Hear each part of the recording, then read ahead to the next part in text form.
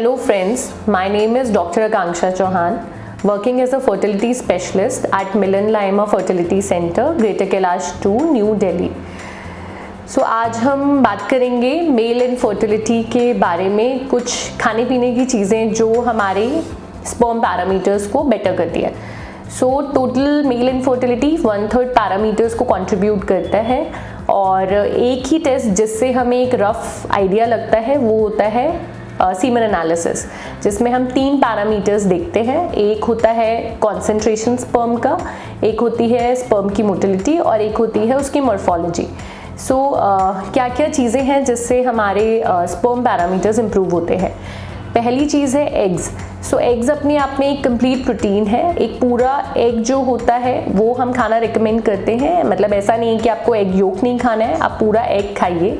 Egg जो होता है वो हमारी मोटिलिटी को भी इम्प्रूव करता है और हमारी जो स्पर्म पेनिट्रेशन कैपेसिटी है जिससे हमारा फर्टिलाइजेशन होता है उसको भी एग इम्प्रोवाइज करता है. दूसरी चीज़ जो हम रिकमेंड करते हैं खानी चाहिए that is spinach and green leafy vegetables. So spinach या ग्रीन लीफी वेजिटेबल्स जो होते हैं वो एंटीऑक्सीडेंट्स में रिच होते हैं और उनका फोलेट लेवल्स जो होते हैं वो बहुत हाई होते हैं. They are the natural resources of folate. So folate females के लिए जो है वो प्रेगनेंसी के लिए मैंडेटरी है. उसी तरीके से आजकल देखा गया है कि for the sperm health folic acid काफ़ी इंपॉर्टेंट रोल प्ले करता है और हमारे स्पर्म की क्वालिटी को ये इम्प्रोवाइज करता है. तीसरी चीज़ है जो हम खाने में रिकमेंड करते हैं, these are the bananas. Bananas जो होते हैं वो स्पर्म की प्रोडक्टिविटी बढ़ाते हैं. Bananas vitamin A, B and C तीनों में रिच होते हैं. बनानास जो होते हैं इसके अंदर एक एंजाइम्स होती है विच इज़ कॉल्ड ब्रोमिलेन. ब्रोमिलेन जो होती है वो एंटी इन्फ्लेमेटरी एक्ट करती है और स्पर्म का काउंट और मोटिलिटी बढ़ाती है. चौथी चीज़ जो हम रेकमेंड करते हैं खाने के लिए वो डार्क चॉकलेट्स होती हैं. डार्क चॉकलेट्स में अमीनो एसिड्स होते हैं, जैसे आर्जिनिन HCl करके एक अमीनो एसिड होता है जो सीमन वॉल्यूम बढ़ाता है, which is there and in the dark chocolates. So dark chocolates orgasm को भी बढ़ाने में हेल्पफुल होती हैं. पांचवी चीज़ जो हम एडवाइस करते हैं वो हम बोलते हैं एस्पैरागस, या हिंदी में हम इसको शतावरी भी बोलते हैं.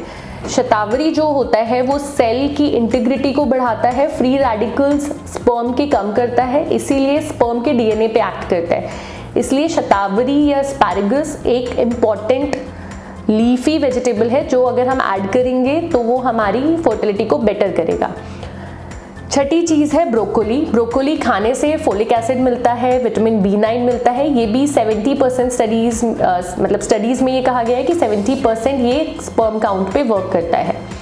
पोमीग्रेनेट या फिर अनार जो है वो भी एंटीऑक्सीडेंट्स बढ़ाता है, हमारे स्पर्म क्वालिटी पे काम करता है.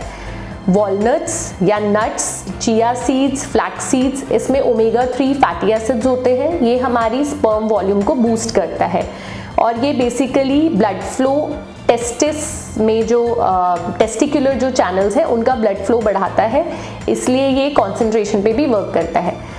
9th चीज़ जो रिकमेंडेड है वो है गार्लिक. गार्लिक जो है वो एक ब्लड प्योरीफायर है, इसीलिए ये टेस्टिकुलर काउंट को इम्प्रूव करता है. 10वीं चीज़ जो हम एडवाइस करते हैं वो है बार्ली या बीन्स. ये नेचुरल सोर्स है जिंक का.